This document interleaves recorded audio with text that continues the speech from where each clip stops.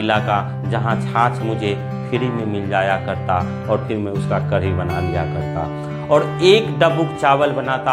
और फिर मैंने अपने गुरुजी से पूछ करके यह भंडारा शुरू किया था और कुछ विधि उन्होंने मुझे जो बताया वह विधि मैं करता था।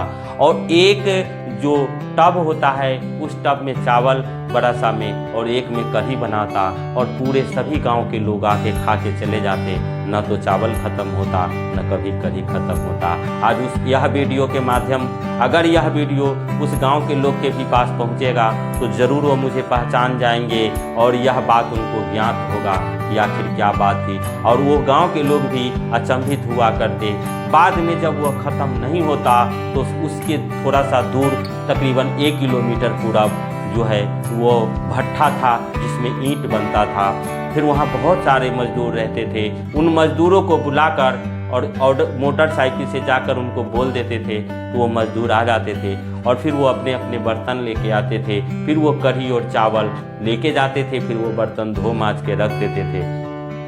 भंडारा शाम तक होता था। फिर उसके बाद वो मटके के ऊपर वो ट्यूर बांध के और बजाकर कीर्तन करते थे। और फिर वो कीर्तन का क्या कहना और फिर क्या आनंद था, यह आनंद का भी क्या कहना।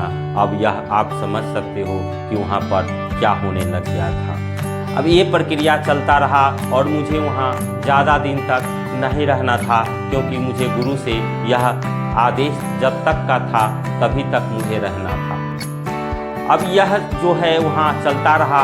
यह कुछ दिन बीत गया। जब वो गुरुवार के दिन भी मटका का जल खत्म नहीं हुआ तो मुझे यह शंका की घड़ी और दिमाग घूमना शुरू हो गया और मैं फिर उससे तो बात करने का मेरा कभी ट्यूनिंग नहीं बना।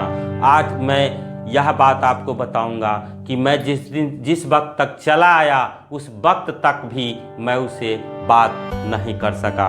लेकिन वो जितने गांव के लोग आते थे और दिन में शांति से सब बैठ करके बातें करते थे तो मैं सबको पूछता था कि ऐसा पतला सा आदमी लंबा धोती पहनकर आपके गांव का कौन यहाँ आता है जो सवेरे जल भर कर जाता है।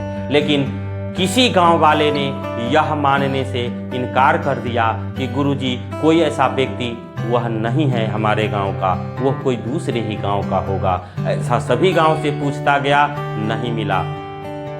जब 6 महीने वहां बीत गए तो मैं पूरी तरह से समझ गया कि मैं प्रतिदिन सोचता था उससे पहले कि मैं इनसे बात करूंगा। लेकिन जब 6 महीना बीत गया तो मैं गुरु गोरखनाथ के धूना पर बैठ करके यही सोचा कि यह जरूर कोई बाबा गुरु गोरखनाथ ने शिफ्ट कर रखी है जिसको वही यह जल भर के जा रहा है।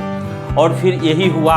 और वह जब मैं उनको कई दिन प्रयास किया कि आज उनको बुलाऊंगा, कल उनको बुलाऊंगा, तो कई बार जब मैं उठता जब सोचकर सवेरे कि आज मैं उनको अवश्य ही टोकूंगा, उस दिन वो अवश्य मटका लेकर के जब मैं उठता तो वो जाता हुआ नजर आता क्योंकि मटका बाहर ही रहता था। मैं गर्मियों में बाहर सोता था और आप यह देखेंगे कि साधक को कोई भी जानवर कभी अटैक नहीं करता। मैं जब सोता रात को नींद से उठता तो मैं देखता कि चारों तरफ मेरे हिरन और नीलगाय घूम रहे हैं। वह आनंद मैं क्योंकि चारों तरफ मैं लाइट लगा दिया था और वह निराला समय बहुत ही अद्भुत था। और उस समय ना तो मेरे पास कोई बड़ी मोबाइल थी कि मैं उसका वीडियो भी बना लूँ।